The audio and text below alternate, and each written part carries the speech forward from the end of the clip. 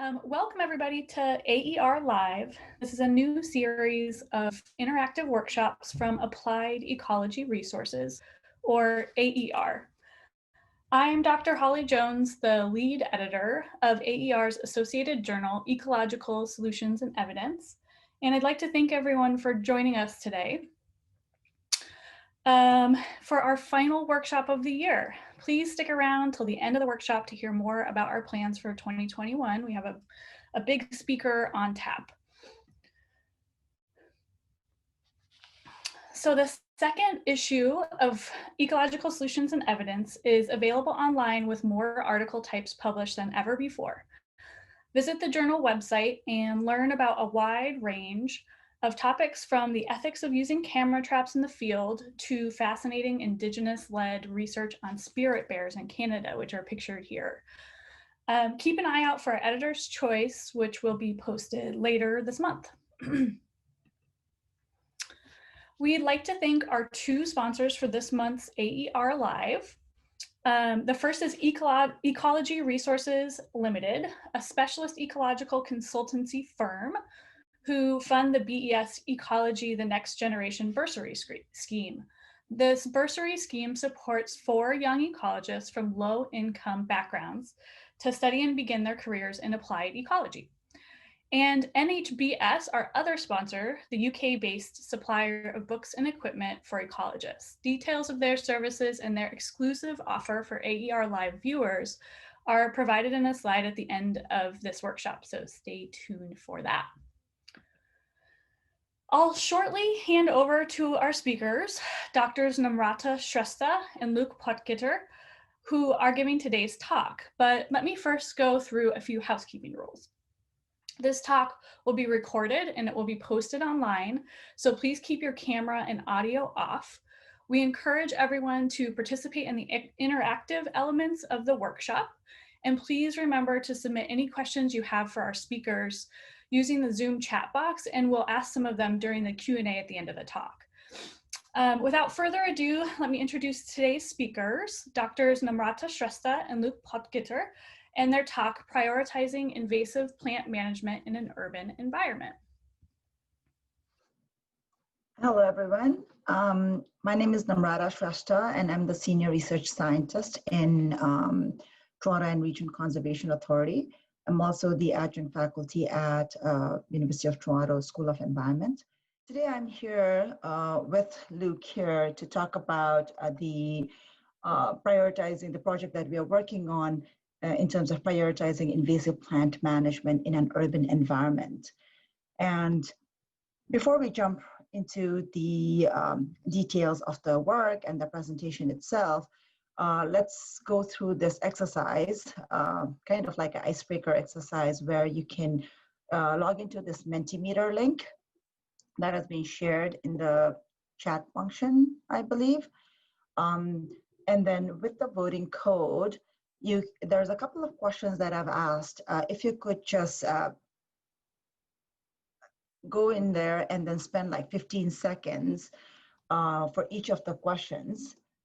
If we can just get into this site and then use the voting code and get into this question of what are the first 3 words that come to mind when you hear urban invasive alien species.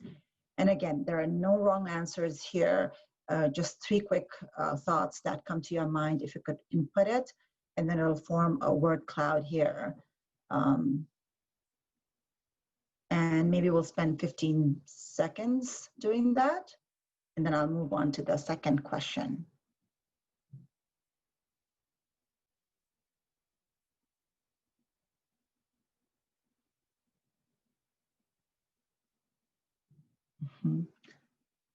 Interesting.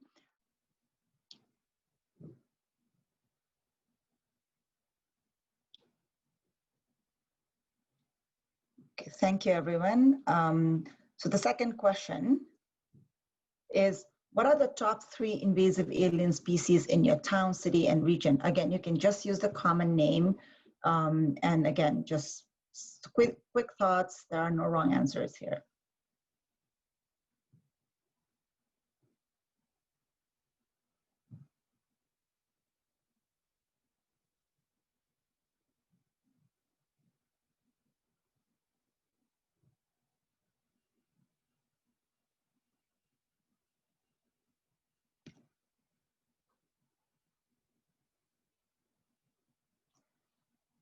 Excellent. Thank you so much for your input. And you can see here that even with this simple exercise that we just did, the variety that we are seeing, both in terms of just the perception of urban invasive alien species and the things that come to our mind: destructive, management, problematic, Japanese knotweed, everyone loves it, it seems like, and also the species itself. This kind of indicates the broader discussion that we focus on. Sorry, I am to figure out here.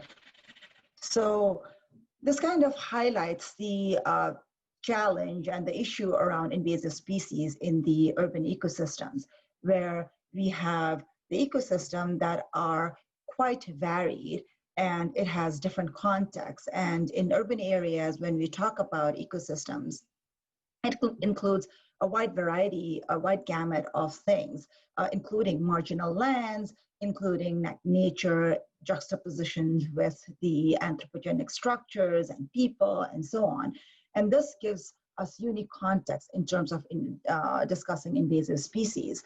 But at the same time, urban areas also have these areas that are quite functioning in terms of habitat and biodiversity and relatively pristine, for lack of a better word, where we are relying on these areas for various ecological functions and services. So these various contexts kind of highlights the importance or the importance as well as prevalence of urban invasive species in these areas, and what it does, what it means for the general sort of management and the context of urban areas ecosystem management. Because these in these ecosystems, when we see invasive species such as plants like these, the garlic mustard, dog strangling vine, in our natural areas that significantly impact our biodiversity, but also something like giant hogweed that has some human detriments as well. So it has human health harm and so on. There is huge interest in managing these. Then we also get these aquatic invasive species that bring the whole suite of other problems. And then we also have these pest species, emerald ash borer that wiped out large amount of ash tree in Greater Toronto area. So all of these are invasive species problem in urban areas because they undergo these various processes. They impact these various ecological processes in the red box here, and that affects the outcomes that we desire, such as both in terms of environmental outcomes, but also socioeconomic outcomes. Our native species decline, we have infrastructure damage, and so on and so forth. So that's why there is a huge interest and recognition that we do need to manage urban invasive species. But again, what is the ultimate goal is a big question in terms of managing invasive species in urban areas. And depending on whether we are trying to prevent it, eradicate it, contain it, or just we are trying to be reactive and protecting the valued assets we have, depending on where we are in that continuum and how much invasive species is occupying the area, we have to really focus on how exactly to manage it. And understanding this and so on, and going with the management requires prioritization of some sort. But even for that, the prioritization is even more challenging. It's challenging in general, even for any kind of area, but in urban areas, it's even more challenging because urban areas are considered foci for alien species introductions, because we have variety of habitat and heterogeneity in the landscape. There's a lot of disturbance sources and so on, which favors invasive species that increases its seed source. So there are high rates of propagule pressure. There are various dispersal pathways and vectors like recreation use or repeated disturbances due to constructions and so on. These create these favorable conditions for invasive species that really makes it more prevalent in urban areas and more challenging to manage and prioritize. And last but not the least, the altered climatic conditions, because of the heterogeneity and different kinds of contextual information, that also favors some of the invasive species. All of these together makes it very difficult to manage urban invasive species. And regardless of how challenging it is, we still have to manage it. And there are various efforts put into managing invasive species in urban landscapes.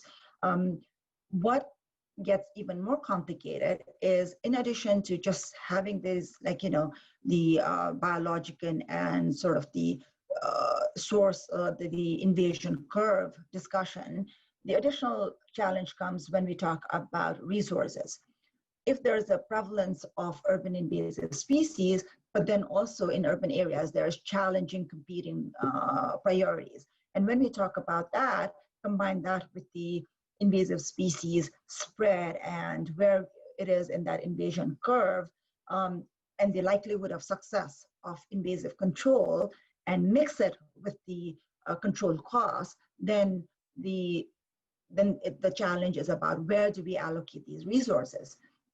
And that is where, again, I'm reiterating the prioritization of the areas and the resources. All of that is very, very important. And strategic management is basically the goal. That is a must for urban areas to consider, because we cannot be everywhere all the time for all of these various objectives. So having said that, so TRCA, the organization that I work for, we recently approved our invasive species management strategy, which identifies a list of actions and strategic priorities for urban areas, which recognizes the sort of negative impacts of urban areas, but also the challenge in terms of balancing the ecosystem service lens of this.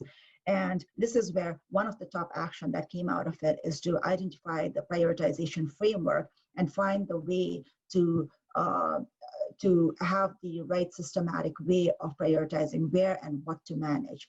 So we partnered with University of Toronto and Mitacs, and Luke is here as our resident expert to basically develop this prioritization framework for us for strategic management of invasive species in the Greater Toronto area, mostly focused on plant species. And for those of you who have no idea what Greater Toronto area looks like, I just want to stop by just giving you a glimpse of the 9 watersheds and waterfront that we have in the Southern Ontario region, where majority of the landscape is urban, the gray areas that you see here. But in the north and scattered across the landscape, we have these green areas that are relatively rural and also protected in a lot of ways. So there are many conservation areas scattered and ravine areas that are scattered throughout. So there is a gradient of urban downtown core to rural areas with relatively pristine natural areas. So with that, I'm going to pass it on to Luke, who's going to walk us through the prioritization framework that we have been working with. Thanks, Namrata. Hi, everyone. My name is Luke Potgieter, and I am from the University of Toronto, the Cadot Lab, and I'll be taking you through the prioritization framework that we have developed in the last few months. So essentially, we have a range of prioritization frameworks that have been developed for use around the world for a number of years. And these are some of those examples that have been published in the literature. But what we find is that a lot of these frameworks are designed for use in rural or natural areas. And a lot of the criteria that have been included in these frameworks are only applicable to specific systems. That, in addition to the differing spatial scales that are often at play. So for example, a lot of them are developed for use at the national scale. Also, we have many that are exclusively assess the negative impacts only. And as Namrata has mentioned and discussed in detail, that urban areas are much more complex systems. There are many land parcels, different stakeholders that have different perceptions, and this complicates attempts to manage invasive species. And importantly, urban residents often derive benefits or ecosystem services from many of these invasive species, and this often results in conflicts of interest in attempts to manage invasive species. So we developed a two-pronged approach to prioritizing invasive species management. For the purpose of this workshop, I'll just be discussing the species-based prioritization framework that we have developed. There's a complementary area-based prioritization framework that is on the go. I'll briefly touch on this at the end of the workshop, just to give you a sense of what we are thinking. And for the purpose of our project, we were limited to terrestrial invasive plant species within the area that Namrata showed you in the map. And we designed the framework to accommodate other taxonomic groups, so aquatic species, terrestrial fauna species. They can be incorporated into the framework. They will just need to be adjusting, for example, the criteria that I'll run through. Those will have to be tweaked to match that taxonomic group. And then importantly, engaging with stakeholders. As we mentioned before, there are multiple stakeholders with different perceptions in urban areas, and it's important to get an understanding of those perceptions and the views of the alien invasive plants and their management to inform management strategies. So the species-based prioritization approach that we have developed follows 4 key steps. The first being the development of prioritization criteria. Then the second step would be to develop a candidate species list. So essentially a narrowed down list of species of interest that can then be used to run through the framework. Then the next step would be to rank these species on this list according to a prioritization score, which I'll speak about in a moment. And in this step, we followed 2 approaches. One was an evidence-based assessment. So using the literature, looking for evidence to substantiate the score that we designate to each species, and then an expert-based assessment, which involves engaging with experts that are experiencing or managing invasive alien plant species in the Toronto area. And then lastly, I've included stakeholder engagement here, but essentially the idea is to engage with stakeholders throughout the entire process, and then I'll run you through how we got feedback from them in a stakeholder workshop. So the first step is to develop a set of objective criteria to determine which invasive alien plant species should be strategically managed. And this was based on a framework developed by Mark Robertson in 2003. They developed a prioritization system for the management of invasive plants in South Africa. And this was designed for use at the national scale and for natural areas. So the criteria didn't quite match up to what we needed it to for urban systems. So we looked around and looked for criteria from other well-known, well-used assessments. The first being the Australian Weed Risk Assessment, which is widely used across the world. The other is the Millennium Ecosystem Assessment. As we've mentioned before, many invasive plant species are able to provide key ecosystem services to urban residents, and it's important to integrate the positive impacts of these species into an assessment to get a well-rounded, comprehensive view of the benefits and impacts.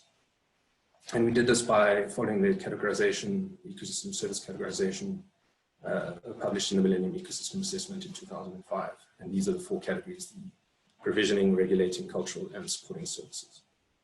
We then also looked at some other primary literature, which categorized ecosystem services and disservices in some urban areas around the world. So this is just to give you a sense of what the framework might look like. It's a brief summary of what we have developed. The left-hand column is essentially the key modules that we have developed. There are 8 modules there, and the number in the brackets next to that module is a number of criteria within that module. So the next column are the criteria that I've mentioned. So for example, for the invasion status module, we have whether the species is invasive elsewhere, yes or no, whether it is closely related to invasive taxa, yes or no, and so on. Then we have a column for weighting, and this weighting follows that of Robertson et al. 2003, where the highest weightings are associated with the most undesirable characteristics. So in this case, invasive elsewhere, yes would be 1, no would be 0. And then there's a column for criterion scores.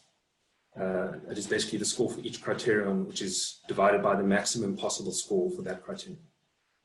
Then we have a confidence score column as well. And this is assigned to each criterion based on the uncertainty and availability of data. So for example, if we have a species that we know for sure is invasive elsewhere, there's data to substantiate that claim.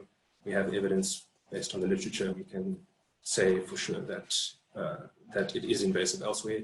Then we get a confidence score of 1. If we're unsure, but there's some data available, but it's contradictory, we give it a 0.5. And if there's 0 data available to back up this factor, then we give it a confidence score of 0. So that's a summary of the framework that we've developed. I'll show you an example in a moment of what it might look like. So in terms of the calculation, we have our modules on the left, the 8 modules that I mentioned briefly in the previous slide. Then we have the module scores, which is essentially the sum of the criterion scores divided by the number of criteria in that module. And similarly, the module confidence would be the sum of the confidence scores divided by the number of criteria in that module. And then we would look to get a total prioritization score and a total confidence score, which is essentially a sum of these above values. And then to finally get the final prioritization score, would mean the total prioritization score multiplied by the total confidence score. Now, this may seem a bit confusing at first, and I think I've said score way too many times, but if you do want to refer back to Robertson et al.'s paper in 2003, you're welcome to find all these details there where they flesh out the exact background to the calculations. So now we have developed a prioritization criteria. The next step would be to develop this candidate species list that I mentioned earlier.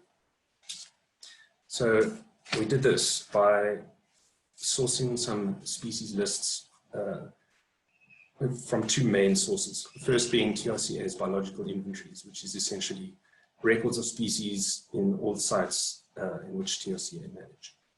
Then a plant list for Toronto, which I think has recently been, the data set has recently been published in a journal, I think, Ecological Solutions and Evidence.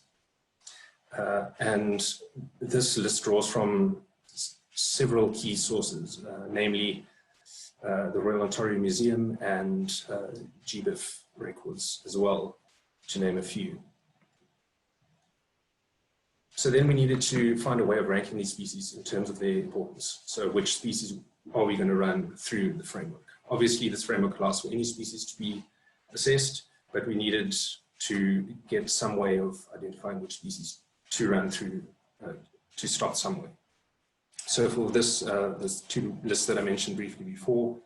The species were ranked according to the occurrence records for each list. As I mentioned, occurrence records for TRCA's list were just the number of records of each species at each site. And then the Toronto plant list was the average ranking for the GBIF and Royal Ontario Museum records. And then finally, the average ranking from both lists was calculated to determine a ranking of species. And we took the top 50 for our purposes. So now that we have a top 50 candidate species list, the next step is then to rank these species according to those prioritization scores that I mentioned before. And as I mentioned, we did this in 2 ways. First, the evidence-based assessment, so looking at what evidence there is available in the literature, and then an expert-based assessment where we engage with experts in the field and get feedback from them. So this is just a brief example of one of the species, dog strangling vine, which Toxin rossicum, where the cells highlighted in green are the modules, and then the text in bold are the criteria. And within that, we have the different sub-criteria. And then again, the column for criterion scores and confidence scores. And then at the end, we have the modules and we have the respective calculations that I went through briefly earlier. So we did this for the top 50 species based on the literature. So for each species, we ran it through the framework and we and we looked at what evidence there is in that literature. So we have the criterion and the confidence score. So if there wasn't enough data available, it would get a low confidence score. And then the final prioritization score is then these two values multiplied by one another. And we did this for, as I mentioned, for the top 50 species. Then we look to engage with stakeholders to get their feedback on the process and also to have them assess species to then allow us to compare evidence-based assessments and expert-based assessments and to see if there were any patterns or any similarities that might be informative. So we did this by hosting a virtual workshop with around 20 experts in invasive species management. We provided a background on the project. We did some discussion around the species lists and around the criteria that we were to include in the framework. And then this was done quite early on, and we were able to use their feedback to finalize the framework. We then translated this framework that we've developed, which as you saw was in an Excel spreadsheet. We translated it into a online survey, which was then disseminated to these experts. And we basically gave them a dry run of the online survey at the workshop and requested them to complete the survey on a subset of candidate species lists. So we gave them some homework, and we asked them to please run X number of species through the framework. And that allowed us to then look at the way that experts assess these species based on their experience. And then there were some interesting comparisons that we were able to draw. While this expert-based assessment isn't complete, we were able to draw some interesting findings. So this is just a table of what you might see for the expert-based assessment. Again, we have dog strangling vine, which is a prominent invader in the Greater Toronto area.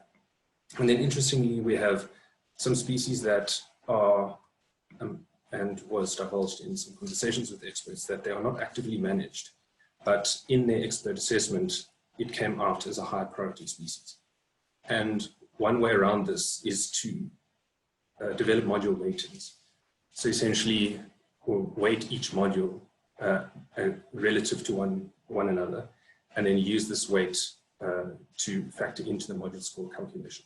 And that should adjust the final prioritization scores based on these weightings. So for example, positive impacts might be weighted really low, so that might reflect then in the final prioritization score.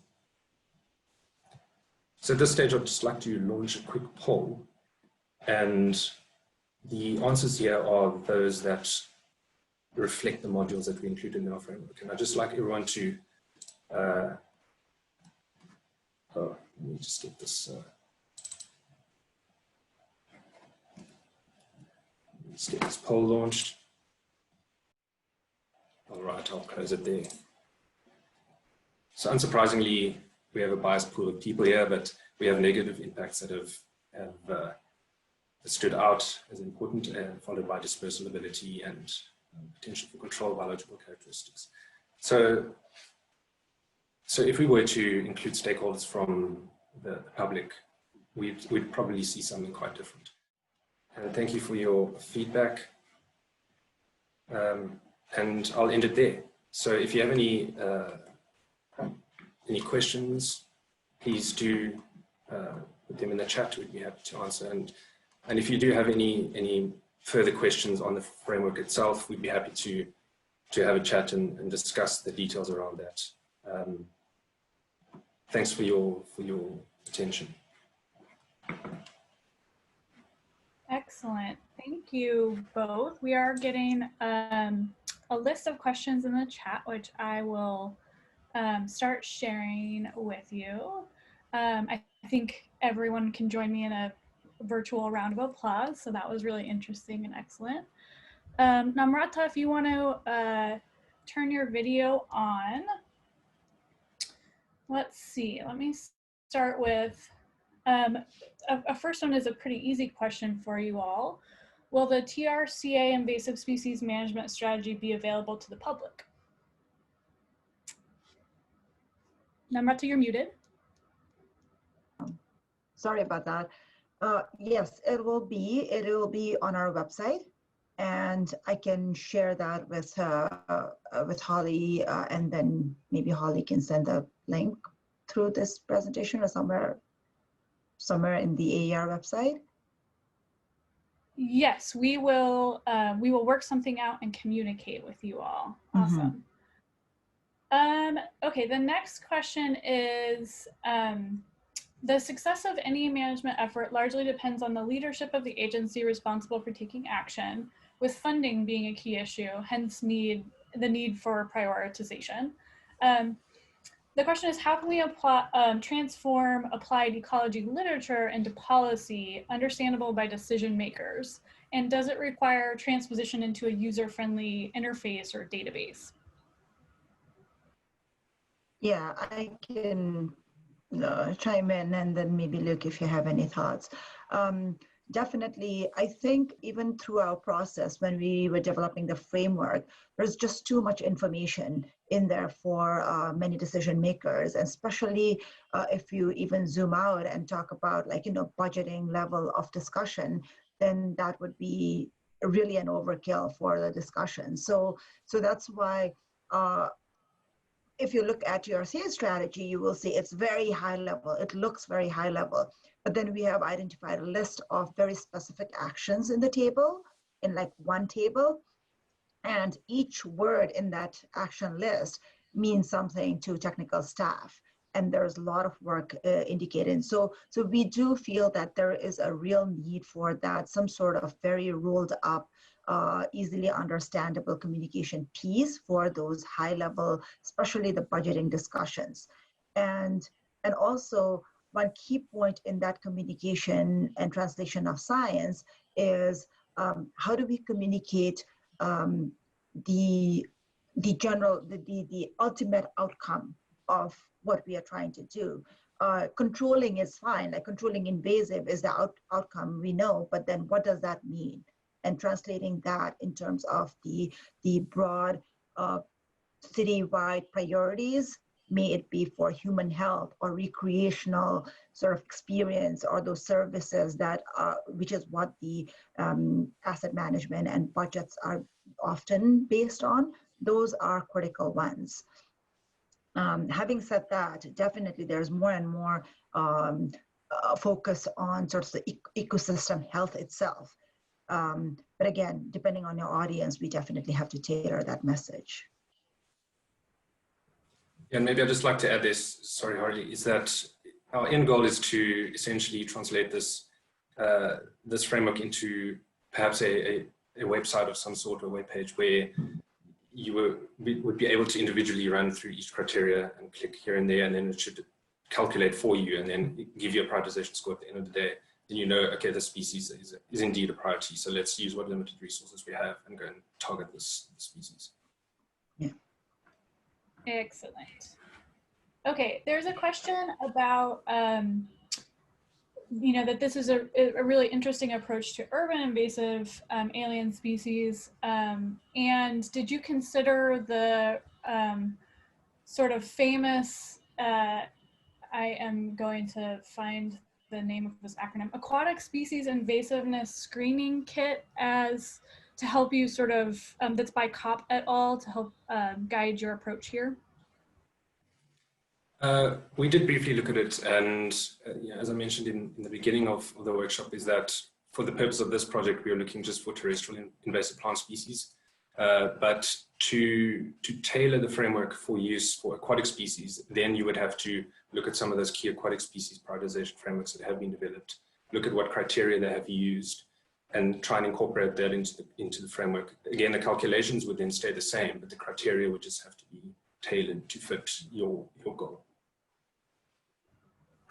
Awesome. I have one for you, Luke. You alluded to the fact that if the public were given the survey that you gave us, there would be different answers. I wonder if you could expand a little bit. Like, the scientists in this room and the practitioners in this room all thought negative impact should be the highest priority. What would other stakeholders think? I guess, so we did a study in Cape Town, and we looked at the public's perceptions of a subset of invasive plant species in the city, and we incorporated the aspect of positive impacts into that assessment. And we got quite a mixed bag of feedback. Some said, well, they love it, they'd like to keep it, it's visually appealing, all these aesthetic services, it's an ornamental species, so it's pretty, we'd like to keep it in our garden, we'd like to see it on tree avenues. These are the sorts of things that us as scientists often don't think of, because we think, oh, invasive species bad. But the public often think about it differently, and they would see a pretty flower and they don't care whether it's invasive or not. They would just like to see it because it makes them feel better. And it's important to gauge those aspects and to integrate those perceptions into your prioritization. Yeah, excellent point there. Okay, the next question is, considering the importance of a preventative approach for the management of biological invasions, shouldn't potential future impacts be considered instead of current negative impacts? I guess I'll jump in. It's the word impact rings a bell in my head. That's one of frustration, because impacts are really difficult to assess, and it's already difficult to know what impacts are being felt right now. So it's even more difficult to know how they're going to be felt in the future. And I guess it's a bit easier to predict in natural systems and rural systems where it's a little less complex, but in urban systems, I guess I'm open to any suggestions. Yeah. And I can add in a couple of points to that. So one of the things that came out so we, like Luke outlined, we did sort of a data-driven approach. We started with the data-driven approach of existing invasive species, but in our stakeholder consultation, many of the emergent invasive species kind of came in the discussion. So we started making note of it. And then right now our data might not be able to, like the data that we are using currently might not be able to get at the emergent invasive species, but that is something that we are thinking, as we have noted, as the next step as well, where we start to build the list of the emergent invasive species and then kind of focus on that as well. So, so I think it is for future work, but anything that we have been brought to attention in terms of emergent invasive species, that is going to be incorporated into this prioritization framework as well. Excellent. Okay. Another question is whether the prioritization scheme should or could be focused on populations or occurrences rather than a focus at the species level. I can start and then maybe Luke, you can jump in. So definitely at the population and sort of the area, even the aerial coverage level. So there is that lens. So this is what we presented today at the species-based prioritization. Is the goal of this whole exercise was to come up with the priority species list. So that is like one of the many outputs that we are hoping to get out of this project. The next step, which Luke is actually currently working on, is to look at area-based approach. And this is where we're going to look at that high value asset, but also some of the areas that where the spread and of the invasive species might be more versus less. So there are various criteria that we are working with and a number of data sets that we can work with at this time to come to that, not so much population level, but something broader than species. Because population is a bit challenging one for us because we don't have the data, like that level of data on the population of invasive species in our jurisdiction. It's still a work in progress, but we have data on sort of high value assets, if you may. Luke, I just want to give you the chance to expand if you want to. I think Namrata covered everything I was meaning to say. Perfect. So I have a more philosophical question for you two, and it's, there's this philosophy out there that's like the rambunctious garden type of philosophy that, they're just invasive species and we're going to have to deal with them, and maybe we should just stop putting all this effort into controlling them or worrying about their management. And I'm always curious, as I work on invasive species on islands, mammals primarily, which are much easier to get rid of and control than plants are. And so I'm always curious to hear about other people's perspective on invasive species and that particular philosophy. Mm-hmm. We can go on for hours on this, Holly, I think.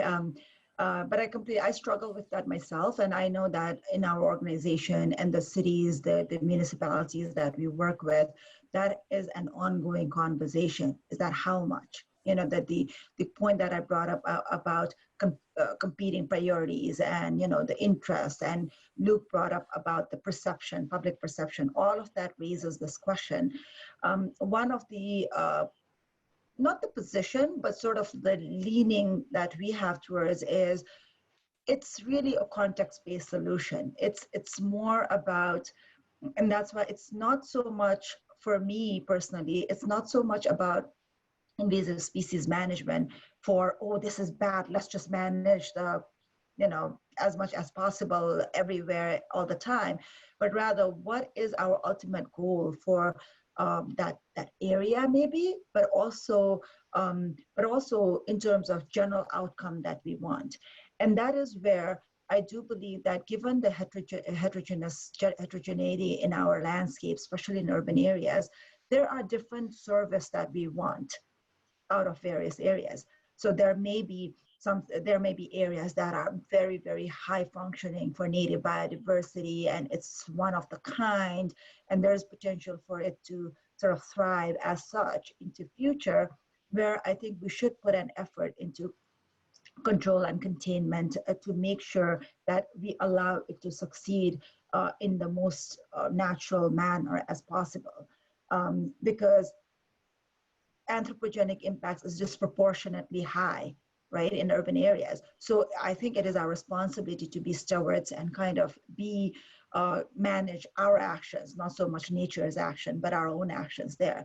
But having said that, there might be other areas where it might not be as feasible or even desirable to control and have these objectives around invasive species management, just because of the likelihood of success, the resources, but also the public perceptions and the other ecosystem services that it might be providing, right? So even that philosophy kind of changes depending on where we are in this heterogeneous landscape, and that's where sort of I think we need that strategic thinking around invasive management.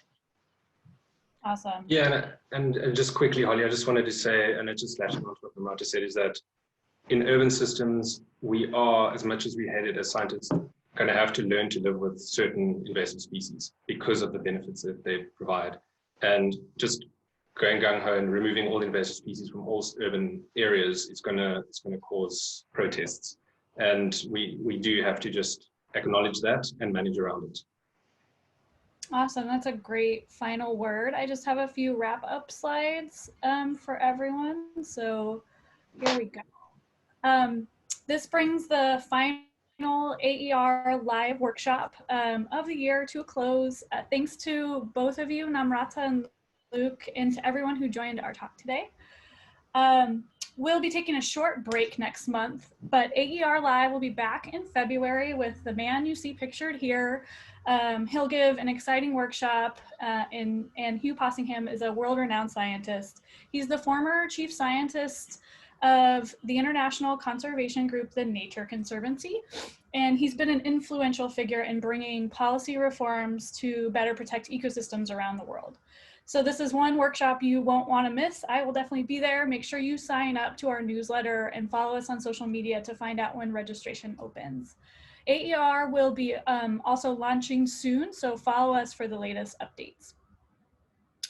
If you haven't already, today is the last chance to register for the British Ecological Society's annual conference titled Festival of Ecology, which will be held online for the first time this year. Registration closes at 5 p.m. UK time, which is just over an hour from now. So visit BritishEcologicalSociety.org if you'd like to attend. And then finally, I'll leave you with details of the offer from the sponsors of today's AER Live workshop, NHBS, so you can take full advantage. NHBS supply equipment and books for ecologists and conservation professionals, and they're offering free European shipping for AER Live viewers until the end of the month. So get in there and get some books. Thanks again to everyone for joining us today, and we hope to see you all next year.